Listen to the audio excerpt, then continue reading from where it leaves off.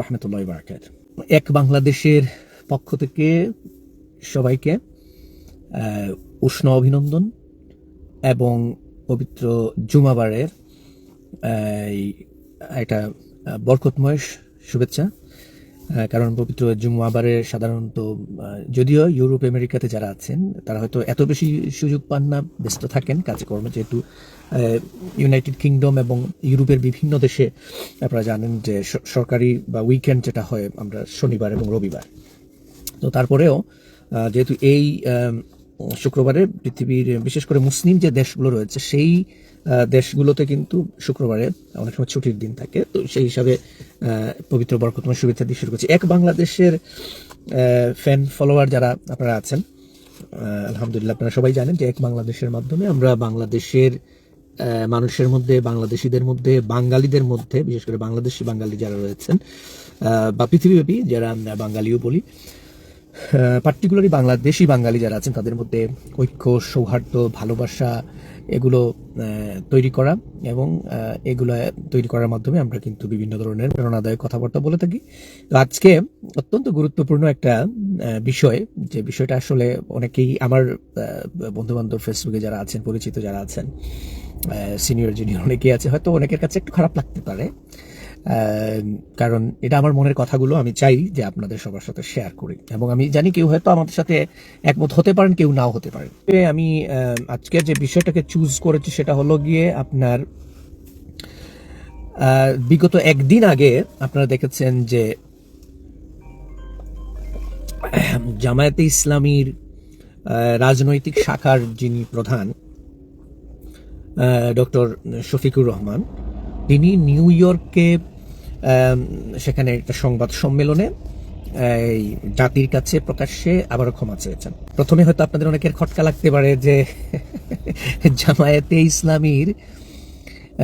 রাজনৈতিক শাখার প্রধান কেন বলছি, এটাও আপনাদের অনেকের মনে একটা প্রশ্ন থাকতে পারে।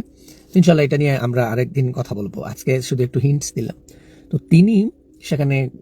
ক্ষমা চেয়েছেন, এবং তার এই ক্ষমা চাওয়াটা কিরকম হয়েছে সেটা আপনারা আপনাদের মতো করে আমরা করে নিতে পারেন। তবে আমরা যেটা বলবো, যেহেতু তিনি একজন রাজনৈতিক একজন রাজনৈতিক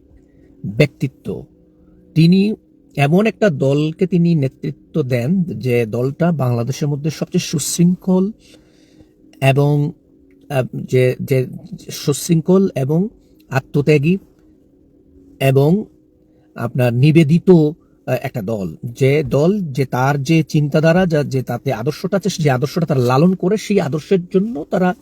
মানে 100% তারা নিবেদিত, সেখানে কোনো ছাড় নাই। এবং যেহেতু তাদের আদর্শের সাথে ধর্মীয় আদর্শটা এখানে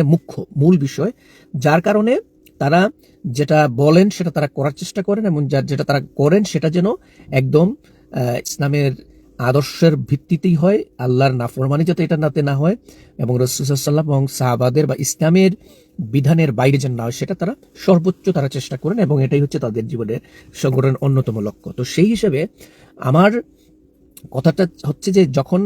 বাংলাদেশের মানুষ, বিশেষ করে বাংলাদেশের মানুষ জামায়াতে ইসলামীর পক্ষ থেকে যে ধরনের অ্যাপোলজিটা চায়, সেটা কিন্তু তিনি আবারও কিন্তু মিস করেছেন। তার সৎসাহসের আমরা সাধুবাদ জানাই, তিনি যে সৎসাহস করেছেন। 71-এ জামায়াতের যে ভূমিকাটা ছিল, সেই ভূমিকার কারণে মানুষের জনমনে যে প্রশ্নটা ছিল, সেই প্রশ্নের কারণে তিনি ক্ষমা চেয়েছেন। তো এটাকে আরো পরিষ্কার করে বলা দরকার, কারণ তিনি যে দল করেন, যে জামায়াতে ইসলামী, তো জামায়াতে ইসলাম যে দল, সেই দলের মূল ভিত্তিটা হচ্ছে কোরআন এবং সুন্নাহ বা মুসলমানদের যে বিশ্বাস, সেইটার উপর ভিত্তি করেই, এবং তারা এটাতে অটুট আছে এবং এটা থাকবে। কারণ তারা সরকারে যাক অথবা না যাক, সরকারে গেলেও তারা চেষ্টা করবে যে ইসলামের আলোকেই আইন কানুনগুলোকে তারা সাজানো। জামায়াতে ইসলামীর যে রাজনৈতিক শাখার যে প্রধান হিসেবে তিনি যে এই স্টেটমেন্টটা দিয়েছেন 1947 সাল থেকে নিয়ে আপনার এই এখন পর্যন্ত, অর্থাৎ গতকাল পর্যন্ত, যদি জামায়াতে ইসলামীর মাধ্যমে কারো কোনো ব্যক্তি বা গোষ্ঠী কষ্ট পেয়ে থাকলে তাদের কাছে ক্ষমা চেয়েছেন। অবশ্যই আমরা ক্ষমা চাইবো। ক্ষমা চাওয়াটা হচ্ছে গিয়ে বিনীত লোক যারা আছেন, যারা ভালো লোক আছেন, যারা পরিবর্তন করতে চায়, তাদের একটা মহৎ লোকদের একটা লক্ষণ। তো সেই মানদণ্ডে তিনি উত্তীর্ণ হয়েছেন। কিন্তু বাংলাদেশের রাজনৈতিক প্রেক্ষাপট থেকে যে বিষয়টাকে অ্যাড্রেস করা, পার্টিকুলারলি 1971-এর যে কথাটা আছে, সেটা কিন্তু বিশেষ করে তাদের সম্বন্ধে, জামায়াতে ইসলামী সম্বন্ধে যেভাবে এটা নেতিবাচক ধারণা সমাজের মধ্যে ছড়ানো আছে বা ছড়িয়ে দেওয়া হয়েছে অথবা আছে, যেটার আংশিক সত্য আছে আবার আংশিক হয়তো অনেক বেশিরভাগই মিথ্যা আছে। তো সেটাকে অ্যাড্রেস করতে হবে। পার্টিকুলারলি যে 1971 সালে পার্টিকুলারলি যে ঘটনাটা ঘটেছিল সেটাকে আপনারা অনেকেই হয়তো তাদের এই ব্যাখ্যাগুলো শুনেছেন। জামায়াতে ইসলামীর বা তৎকালীন সময়ে যারা মুক্তিযুদ্ধের পক্ষে সরাসরি অংশগ্রহণ করতে পারেন নাই বা এর বিরোধিতা করেছিলেন, এর পক্ষে অনেক সাফাই গিয়েছেন, তারা আপনারা শুনেছেন। কিন্তু পার্টিকুলারলি যখন আমার দৃষ্টিতে যখন আপনি ক্ষমা চাইবেন বা বলবেন,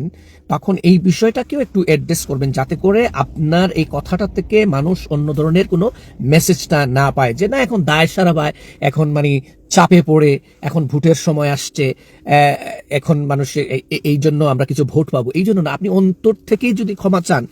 এবং পার্টিকুলারলি যে বিষয়টার জন্য, বিশেষ করে যে বিষয়টার জন্য জামায়াতে ইসলামীর প্রতি এই যে দেশের মানুষ এটা খুব তৈরি হয়ে আছে, এটা অস্বাভাবিক কিছু না, একদম এটা স্বাভাবিক বিষয়। যেহেতু মুক্তিযুদ্ধ হয়েছে, মুক্তিযুদ্ধ সংগঠিত হয়েছে এবং এই মুক্তিযুদ্ধের সময় তারা মানে অনাকাঙ্ক্ষিতভাবে তারা পাকিস্তানিদের সহায়ক হিসেবে কাজ করেছেন কি না করেন সেটা ইতিহাসে পর্যালোচনা করবেন আপনাদের, কিন্তু মুক্তিযুদ্ধের সপক্ষে ছিলেন না, এটা তো তারাও তো স্বীকার করেন। এই একটা সত্য তো যে মুক্তিযুদ্ধের সপক্ষে তারা ছিলেন না। কিন্তু দুঃখজনক হলে সত্য যে জামায়াত ইসলামকে আমরা ছোটবেলা থেকে, আমার জন্ম 1981 সালে, তো আমরা বয়স হওয়ার পর থেকে বা বুঝ হওয়ার পর থেকে আমরা যেটা শুনে আসছি যে এরা রাজাকার, এরা দেশ বিরোধী ছিল, এরা আল বদর বা রাজাকার, এরা স্বাধীনতা বিরোধী ছিল এবং এরা পাকিস্তানি মিলিটারি এর সাথে সাহায্য সহযোগিতা করে মানুষদেরকে হত্যা করেছে। এমনকি এখন পর্যন্ত নাও এ ডেইজ আজকালও অনেক রাজনৈতিক, পুরনো রাজনৈতিক, আপনার অনেক বয়স্ক বা এমন নবীন যারা জামায়াত ইসলামকে অপছন্দ করে, জামায়াত ইসলামের রাজনীতিকে অপছন্দ করে, তাদেরকে কটাক্ষ করতে গিয়ে, হেয় করতে গিয়ে, তাদেরকে নিচু দেখাতে গিয়ে এমন ভাবে কথাগুলো বলে যে ওই সময় মনে হয় জামায়াতে ইসলামী ক্ষমতার মধ্যে ছিল, জামায়াতে ইসলামী তখন পাওয়ারে ছিল, জামায়াতে ইসলামী তখন দেশ চালাতো, পুরো পাকিস্তান চালাতো এবং তারা পূর্ব পাকিস্তানি অর্থাৎ বর্তমানে আমরা বাংলাদেশের উপর মানুষের যারা মুক্তিযুদ্ধ চেয়েছে তাদের উপর অত্যাচার নির্যাতন চালাচ্ছে, এইরকম কিন্তু মনে হয়, এটা আপনারা দেখবেন। তবে এই বিষয়টা অবশ্যই ডক্টর শফিকুর রহমান সাহেবকে আপনার যুক্ত করা দরকার ছিল। তিনি নিজেই বলেছেন ওই রকম, এই যে দেখেন তার মনের মধ্যেও দেখেন আছে যে আমি যতই ক্ষমা চাই না কেন, তারা বলবে যে ওই রকম করে বললেন না, এইরকম করে একটা বললে, আপনি তো ক্ষমা তো চেয়েছেন, ওই রকম করে বললে আপনি কি 1971-এর বিষয়টা দেখেন, এটা বললে তিনি নিজেও অনেক অপেক্ষা করেছেন, তাদের সিনিয়র নেতারা আছেন, তাদের জুনিয়র নেতারা আছেন, অন্যান্য সবাই কিন্তু এই বিষয়টাকে অ্যাড্রেস করেন।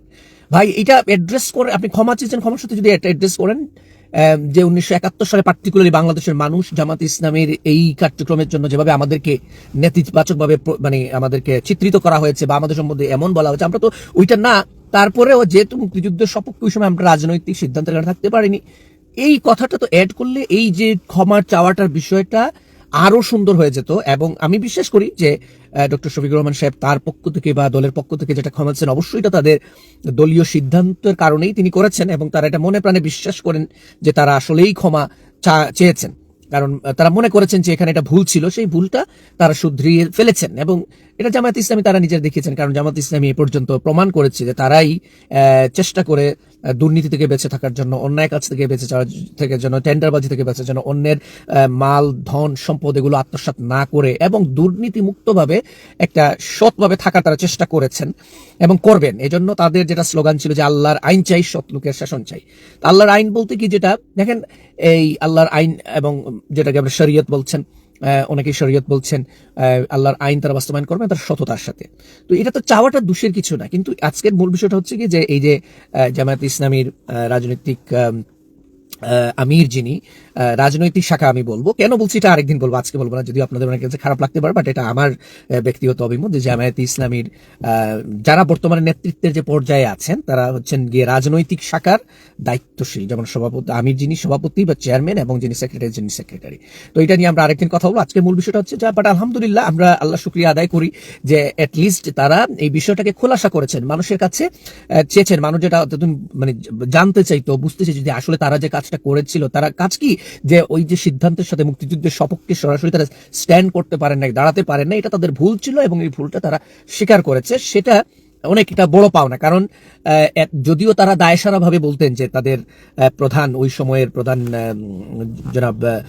অধ্যাপক গোলাম আজম, তিনি ক্ষমা চেয়েছিলেন, কিন্তু তার ক্ষমা চাওয়াটাও আমি বক্তব্যটা শুনেছি, আপনারা হয়তো অনেকে শুনেছেন, কিন্তু এটাকে রিলেট করা হয় না, যেটা ঠিক একইভাবে ডক্টর শফিকুর রহমান সাহেব তিনিও কিন্তু এটাকে রিলেট করতে পারেন নাই। তো আমি বলবো যে আসলে রিলেট করেই একটা কথাই, যে 1900 পার্টিকুলারলি মানে যে আমরা 1987 থেকে এখন পর্যন্ত যত অন্যায় কারো প্রতি হয়েছে দলীয়ভাবে জামাতের পক্ষ থেকে, কেউ বা কারো যদি কষ্ট পেয়ে থাকেন তারা নিঃশর্তভাবে ক্ষমা চাচ্ছেন। পার্টিকুলারলি 1971 সালে এটা আমাদের রাজনৈতিক একটা ভুল ছিল, সেই ভুলের কারণে ওই সময় সেটার জন্য আমরা ক্ষমা প্রার্থী। এটা শুনলে কি হবে, যেহেতু 71-এর সাথে বাংলাদেশের জন্মের সম্পর্ক, বাংলাদেশ জন্ম নিয়েছে 71 সালে আলহামদুলিল্লাহ, এবং আজকে আমরা হাঁটি হাঁটি করি বাংলাদেশে অনেকবার আমরা হুচট খেয়েছি বাংলাদেশ, তাই না? 75, 81, তারপরে আবার 90, তারপরে আবার বিশেষ করে 111, তারপরে আবার এই 36শে জুলাই, আবার এই 36শে জুলাই। তো দেখেন প্রত্যেকটা ধাপে ধাপে বাংলাদেশ কি হচ্ছে, এটার অন্য একটা মাত্রায় গিয়ে পৌঁছেছে, অন্য একটা লেভেলে গিয়ে পৌঁছেছে, যেখান থেকে বাংলাদেশের উত্তরণ হবে। এবং আমার বিশ্বাস, যেভাবে একদম যুবক শ্রেণীরা, যুবক যুবতীরা যেভাবে, বা যুবকেরা তো আগামী দিনের কান্ডারি, তারা যেরকম চিন্তা করছে, ইনশাল্লাহ আমার মনে হয় যে জামাত ইসলামী সহ বাকি যে দলগুলো আছে তারাও এই পথেই তারা হাঁটবেন, দেশকে একটা অন্যতম একটা উচ্চতায় নিয়ে যাবেন। বিশেষ করে আমাদের দেশে মানুষের যে মৌলিক যে চাহিদাগুলো আছে, শিক্ষা, বস্ত্র, অন্ন, বাসস্থান এবং চিকিৎসা, এই বিষয়গুলোর মানুষের মৌলিক অধিকার, এটা যদি বাস্তবায়ন করার জন্য বেশি বেশি করে সময় ব্যয় করা হয়, তাহলে ডেফিনেটলি এই রাজনৈতিক দলগুলো তাদের কাঙ্ক্ষিত অর্জন লক্ষণ করতে পারবে। তো আমার বিশ্বাস যে আজকে যে মিশ্রিত টপিকটা ছিল, যে জামায়াত ইসলামের এই যে রাজনৈতিক শাখা সম্বন্ধে তিনি মানুষের কাছে ক্ষমা চেয়েছেন, আবারও দ্বিতীয়বার তিনি তার কথা ভাষ্য অনুযায়ী দ্বিতীয়বার নিউ ইয়র্কে বসে, আমরা এটাকে সাধুবাদ জানাই, কিন্তু এটাকে যেন তারা বড় করে, তাদের পত্রিকা, তাদের টেলিভিশন, তাদের মিডিয়াগুলো, বিশেষ তাদের যে কনস্টিটিউশনের মধ্যে যেন তারা এটা অ্যাড করে দেন, যাতে করে এই বিষয়টা নিয়ে মানুষের মনের মধ্যে আর কোনো ধোঁয়াশা না থাকে, এবং এটা মানুষ পরিষ্কার হয়, এবং বিশেষ তাদের যারা বিরোধী আছে তাদেরও তারা যেন এটার মাধ্যমে তারা মুখ বন্ধ করতে পারবেন।